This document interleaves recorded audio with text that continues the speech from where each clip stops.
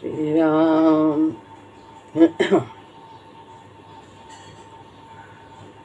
गुरुर्ब्रह्मा गुरुर्विष्णु गुरुर्देव महेश्वरः गुरु साक्षात् परब्रह्म तस्मै श्री गुरुवे नमः।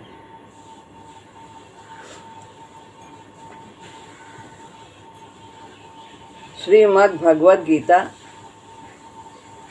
अध्याय 15 श्लोक है 12वां।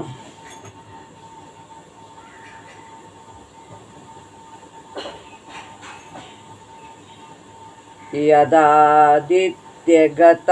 तेजो जगद्भासयतेऽखिलं यच्चन्द्रमसि यच्चाग्नौ तत्तेजो विद्धि मामकम्। ये जो 15वां अध्याय है, इसमें 5-5 श्लोक के 4 प्रकरण हैं और ये जो तीसरा प्रकरण है 12वें से 15वें श्लोक तक का है। ये इसमें इसी अध्याय का 6ठा श्लोक लेने से 5 श्लोक पूरे हो जाते हैं। 12 से 15 4 हुए और 6ठा श्लोक इसलिए लेना है क्योंकि उसमें भगवान ने सूर्य, चंद्र और अग्नि का वर्णन किया है और वह वर्णन पूरी तरह से स्पष्ट नहीं हुआ है, इसलिए उस वर्णन को उसी को स्पष्ट करने के लिए यहाँ पुनः विवेचन करते हैं भगवान।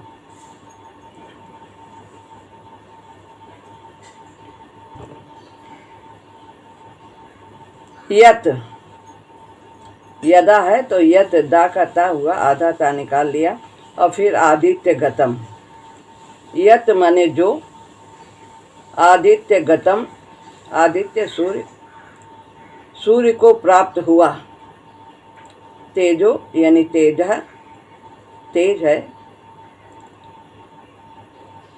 जगद भास्यते अखिलम, अखिल माने संपूर्ण संसार को, भास्यते प्रकाशित करता है, यत चंद्रमसि यत जो, चंद्रमसि जो तेज, चंद्रमसि चंद्रमा में है, यच यच माने फिर जो और चा माने और, अग्नि में है, आग्नो यानी अग्नि, अग्नि में है, तत् उसको, उस तेजो तेज को, विद्धि माने जान, मामकम मेरा ही। सूर्य को प्राप्त हुआ जो तेज संपूर्ण जगत को प्रकाशित करता है और जो तेज चंद्रमा में है तथा जो तेज अग्नि में है, उस तेज को मेरा ही जान।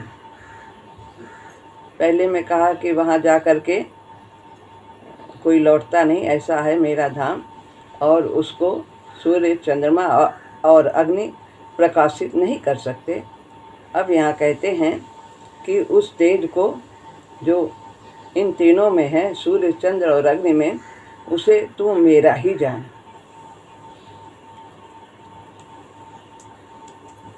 प्रभाव और महत्व की ओर आकर्षित होना जीव का स्वभाव है, क्योंकि उसने प्राकृतिक पदार्थों से संबंध जोड़ लिया है, इसलिए वह उन्हीं प्राकृतिक पदार्थों से प्रभावित होते हैं उनके महत्व को देख करके। तो ये सूर्य, चंद्र, ये सब प्राकृत हैं, भौतिक हैं। प्रकृति में स्थित होने के कारण जीव को प्राकृत पदार्थ, शरीर, स्त्री, पुत्र, धन आदि का महत्व दिखाई देने लगता है।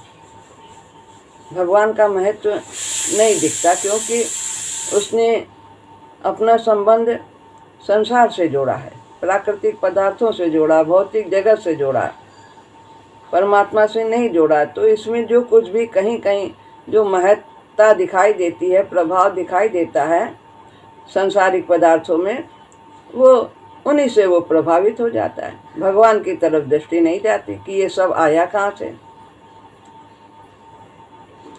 अतः जीव पर पड़े प्राकृत पदार्थों का प्रभाव मिटाने के लिए भगवान कहते हैं कि सूर्य में, चंद्र में और अग्नि में जो ये तेज दिखाई देता है, सबसे ज़्यादा अन्य पदार्थों की अपेक्षा इन सब में अधिक प्रभाव है, अधिक महत्व है, अधिक तेज है। तो इसीलिए उनका उदाहरण लेते हुए कहते हैं कि जो तेज सूर्य में, चंद्र में और अग्नि में है, भासता है, वो सब मेरा ही जान, वह वस्तुतः मेरा ही है, उनका नहीं है। सर्वोपरि प्रभावशाली मैं ही हूँ और मेरे ही प्रकाश से ये सभी प्रकाशित होते हैं। व्याख्या है, यदादित्य गतम तेजो जगद भासयते खिलम। जैसे भगवान ने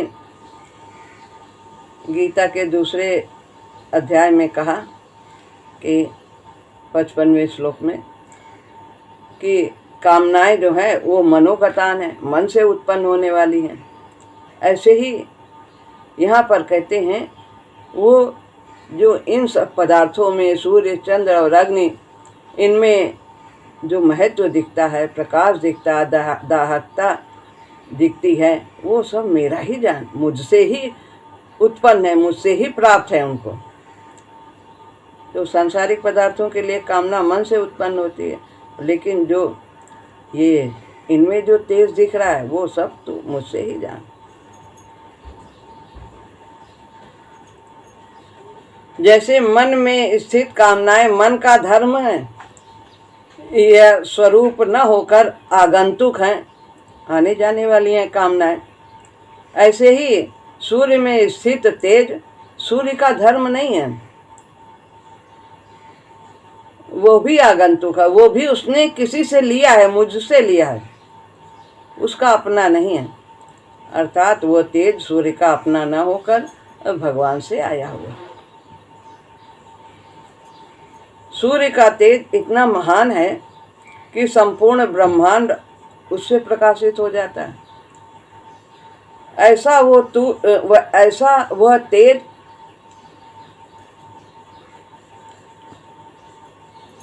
क्या आ जाता है, क्या पता नहीं क्या हो।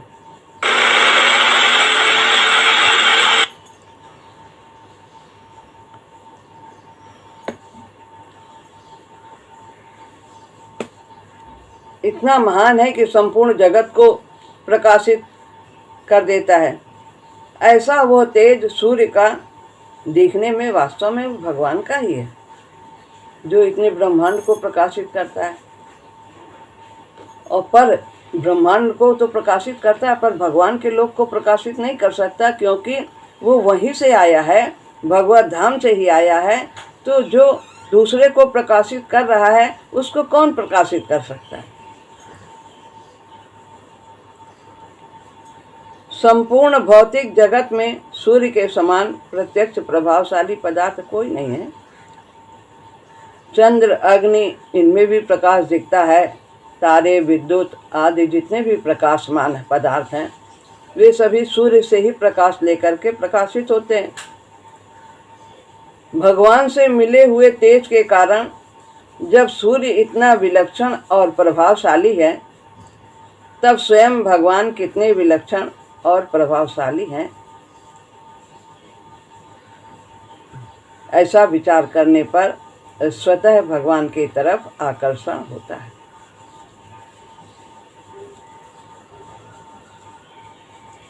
ये बीच में ऐसा ब्रेक हो गया तो कहीं बीच का वीडियो कट तो नहीं गया, पता नहीं।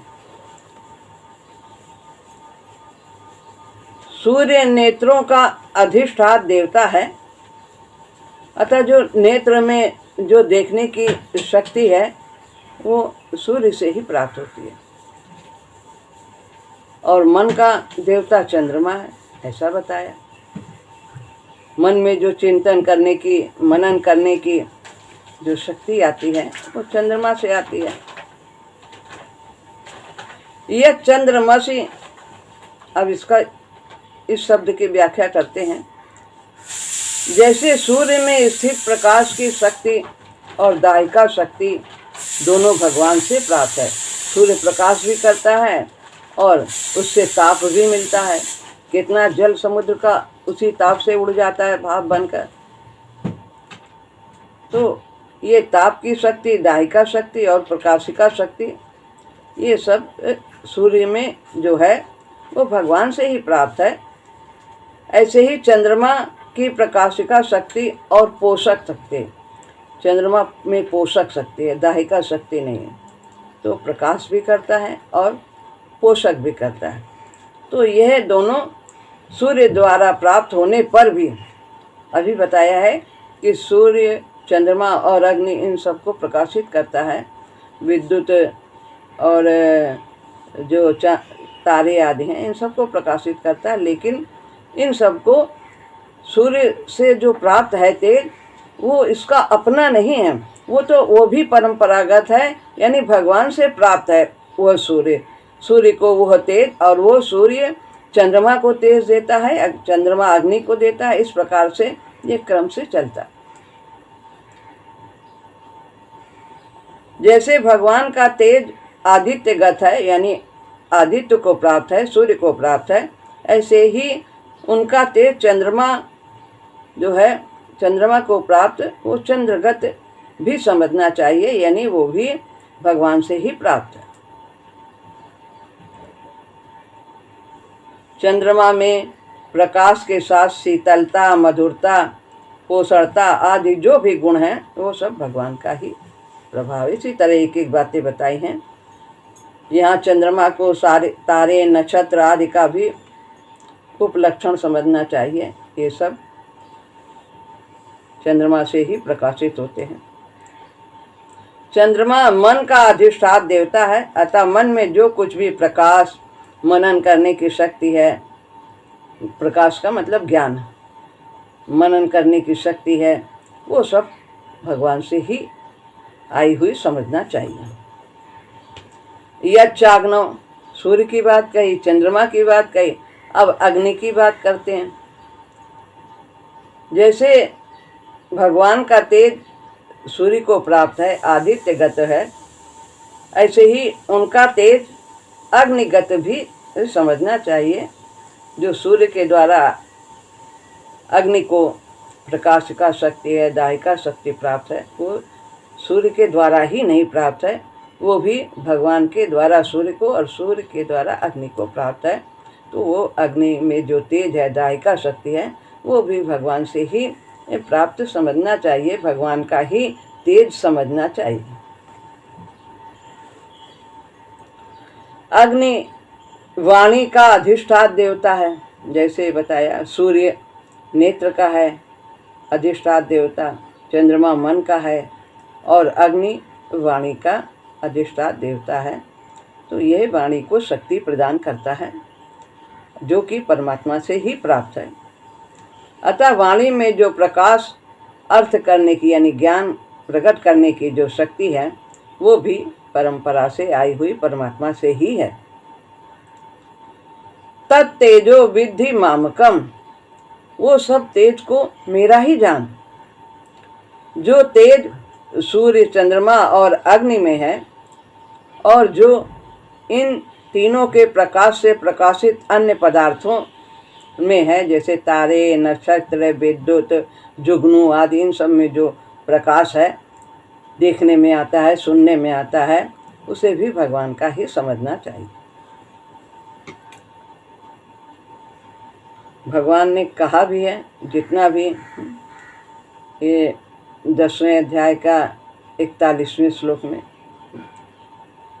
यद यद विभूति मत सत्वम श्री मधुर्जित में व तत्तदेवा व गच्छ त्वम मम तेजोंस संभवम। जितना भी ऐश्वर्य शक्ति है, जो कुछ भी विभूति है,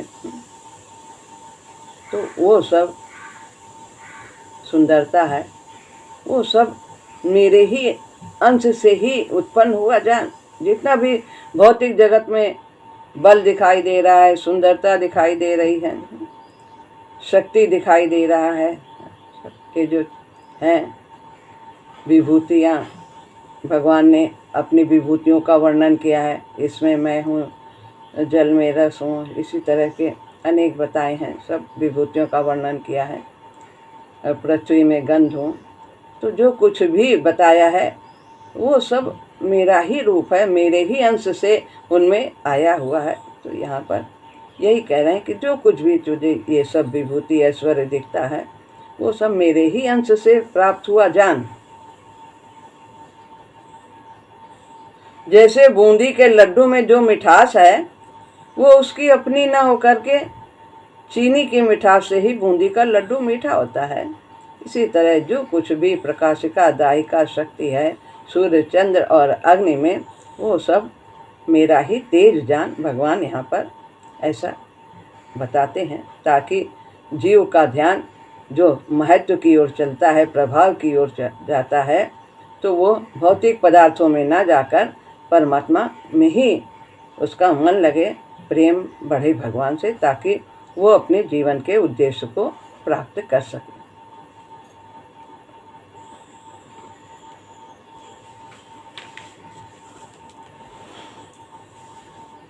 अब यहाँ पर 13वां श्लोक लेते हैं।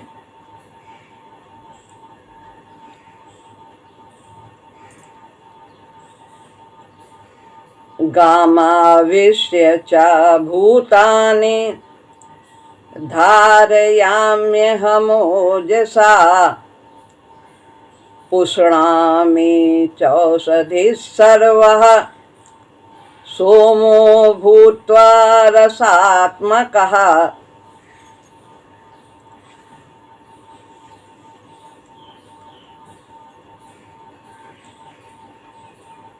अब यहाँ पर जो दृश्य जगत में पदार्थों में कुछ विशेषता दिखती है, अपना प्रभाव बताने के बाद भगवान आगे के श्लोक में जिस शक्ति से समस्त जगत में क्रियाएं हो रही हैं, उस समस्त शक्ति में अपना प्रभाव बता रहे हैं कि जो कुछ भी हो रहा है वो सब मेरे ही प्रभाव से हो रहा है। गाम यानी पृथ्वी में आवेश्य प्रविष्ट होकर, च मने और भूतानि समस्त प्राणियों को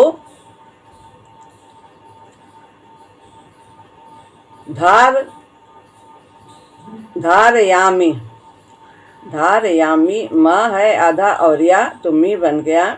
धारयामी यानी धारण करता हूँ। अहम या से या निकाल लिया, अहम आधा माँ हो गया। मैं हम ओजसा यानी कि अहम हो गया अहम, और फिर ओजसा माँ निकल गया, अब है ओजसा यानी अपनी शक्ति से। पुष्णामि पुष्ट करता हूँ। च मने और औषधि औषधियों को, सर्वा मने समस्त, सोमो यानी सोमा यानी चंद्रमा, भूत्वा होकर, रसात्मका यानी रस स्वरूप। अर्थ है मैं ही पृथ्वी में प्रविष्ट होकर अपनी शक्ति से समस्त प्राणियों को धारण करता हूँ, और मैं ही रस स्वरूप चंद्रमा होकर समस्त औषधियों वनस्पतियों को पुष्ट करता हूँ।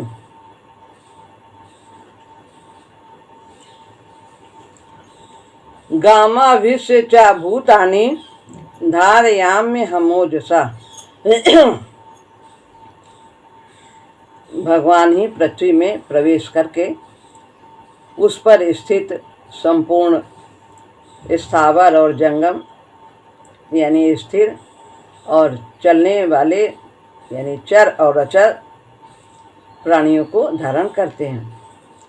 कि जैसे दिखता है कि पृथ्वी पर पेड़ है, जानवर चल रहे हैं, मनुष्य चल रहे हैं, तो जो उनको पृथ्वी धारण करती है वो भगवान कह रहे हैं मैं ही पृथ्वी के रूप में प्राणियों को धारण करता हूँ। तात्पर्य यह है कि पृथ्वी में जो धारण शक्ति देखने में आती है वो पृथ्वी की अपनी न होकर भगवान की ही है।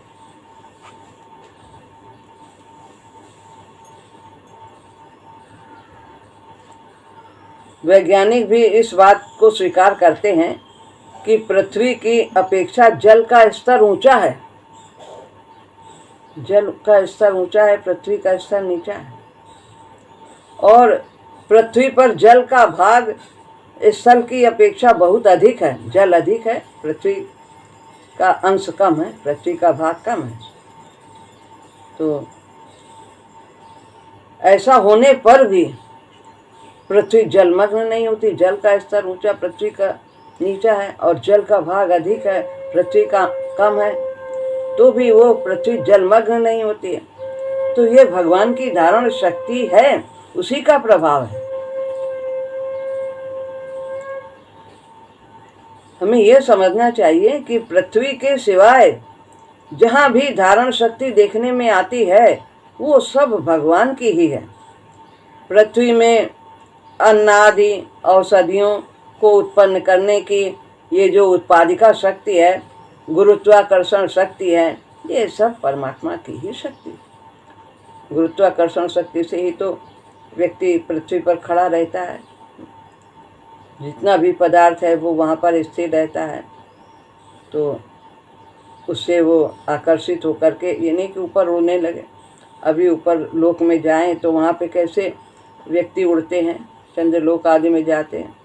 तो जो गुरुत्वाकर्षण शक्ति है, सब स्थावर जंगम ये सब स्थिर रहते हैं, ये सब भगवान की ही धारणा शक्ति से। पुष्णामि चौषधि सर्वा सोमो भूत्वा रसात्मका। अब नीचे की लाइन का है अर्थ व्याख्या। चंद्रमा में दो शक्तियां हैं, एक तो प्रकाश करता है, प्रकाशिका शक्ति है, और दूसरी पोषिका शक्ति है, पोषक करता है, वनस्पतियों का पोषण करता है ताकि अन्न उत्पन्न हो और प्राणी उनको ग्रहण करें। प्रकाशिका शक्ति और पोषण शक्ति। प्रकाशिका शक्ति में अपना प्रभाव वर्णन करने के बाद सूर्य में भगवान ने प्रकाशिका शक्ति का वर्णन किया कि सब मेरा ही है, जो कुछ पिछले श्लोक में। अब भगवान इन श्लोक में चंद्रमा की पोषक शक्ति में अपना प्रभाव बताते हैं कि जो कुछ उत्पन्न होता है वनस्पतियाँ, वो सब मेरे ही द्वारा उत्पन्न होता है। चंद्रमा के माध्यम से संपूर्ण वनस्पतियों को मैं ही पुष्ट करता हूँ। चंद्रमा शुक्ल पक्ष में पोषक और कृष्ण पक्ष में शोषक का कार्य करता है। शुक्ल पक्ष में पोषण होता है, बढ़ते हैं, और फिर कृष्ण पक्ष में शोषक का कार्य करते हैं। जो ज़्यादा हुआ तो जो वायुमंडल से जो कुछ भी शक्ति उन्हें प्राप्त करनी है, शोषण का कार्य वो करते हैं। शुक्ल पक्ष में रसमय चंद्रमा की मधुर किरणों से अमृत वर्षा होने के कारण लता वृक्ष आदि पुष्ट होते हैं और फलते फूलते हैं। इसी तरह माता के उदर में भी शिशु शुक्ल पक्ष में वृद्धि को प्राप्त करता है, और फिर बाद में पुष्ट होता है। यहाँ सोम शब्द चंद्रमा का वाचक है। तो चंद्रमा से भी ऊपर जो दिखने वाला चंद्रलोक है,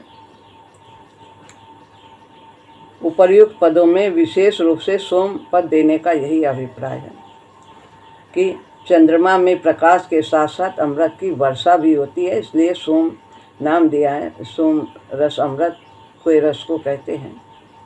तो यह अमृत पहले चंद्रलोक से चंद्रमंडल में आता है, फिर चंद्रमंडल से भूमंडल पर आता है। यहाँ औषधि पद के अंतर्गत गेहूँ, चना आदि सब प्रकार के अन्न समझने चाहिए। औषधि का मतलब वनस्पतियाँ हैं, जितने भी अन्न हैं। चंद्रमा के द्वारा पुष्ट हुए अन्न का भोजन करने से मनुष्य, पशु, पक्षी आदि समस्त प्राणी पुष्टि को प्राप्त करते हैं। अन्न से ही तो शक्ति आती है, तो इससे पुष्टि को प्राप्त करते हैं। औषधियों, वनस्पतियों में शरीर को पुष्ट करने की जो शक्ति है वो चंद्रमा से आती है, और चंद्रमा की वो पोषक शक्ति भी उसकी अपनी न हो करके वो भी परमात्मा की ही है। भगवान कहते मैं ही पुष्ट करता हूँ, पुष्णामि चौषधि सर्वा। भगवान ही चंद्रमा को निमित्त बनाकर सबका पोषण करते हैं, पालन पोषण करते हैं। पृथ्वी, चंद्रमा आदि सब भगवान की अपरा प्रकृति हैं। जितना भी भौतिक जगत है, आध्यात्मिक जगत को छोड़कर जितना भी ब्रह्मलोक तक है, इंद्र का लोक, शिवलोक, ब्रह्मलोक यानी ब्रह्मा का लोक, वो सब अंत वाले हैं, क्योंकि ये सब भौतिक जगत के अंतर्गत आते हैं। इनकी अवधि, आयु लंबी है, लेकिन ये सब समाप्त होने वाले हैं। ये सब भौतिक जगत कहे जाते हैं। तो जीव कहीं भी जाए इन लोकों में, उसे पुनः वापस आना पड़ता है। ब्रह्मा जी का भी पुनर्जन्म होता है। वे भी अधिक लंबी आयु होने पर भी वे अमर नहीं। पृथ्वी, चंद्रमा आदि सब भगवान की अपरा प्रकृति हैं। गीता में बताया, 7वें अध्याय का 4था श्लोक है। अतः इसके धारक, उत्पादक, पालक, संरक्षक, प्रकाशक आदि सब कुछ भगवान ही है। धारण करने का बताया, मैं ही धारण करता हूँ पृथ्वी में, और मैं ही उत्पन्न करता हूँ, मैं ही पालन करता हूँ, मैं इनके संरक्षक हूँ, रक्षा करता हूँ सब प्रकार से। नहीं तो जल का स्तर ऊंचा है, पृथ्वी का नीचा है, फिर भी वो पृथ्वी जलमग्न नहीं होती, तो किसकी शक्ति से? परमात्मा की। और प्रकाशक आदि सभी कुछ भगवान हैं। भगवान की शक्ति होने से अपरा प्रकृति भगवान से अभिन्न है। परा और अपरा ये दोनों भगवान से ही उत्पन्न है, और भगवान के योग्य पुत्र कहे जाते हैं दोनों। और बहुत ही दीर्घ और दुर्गम यात्रा करके भगवान के समक्ष, उन्हीं के समक्ष उपस्थित होते हैं अपने को निर्मल करने। तो यहाँ पर ये श्लोक पूरा होता है। अगला श्लोक अगले सत्र में होगा। श्री राम।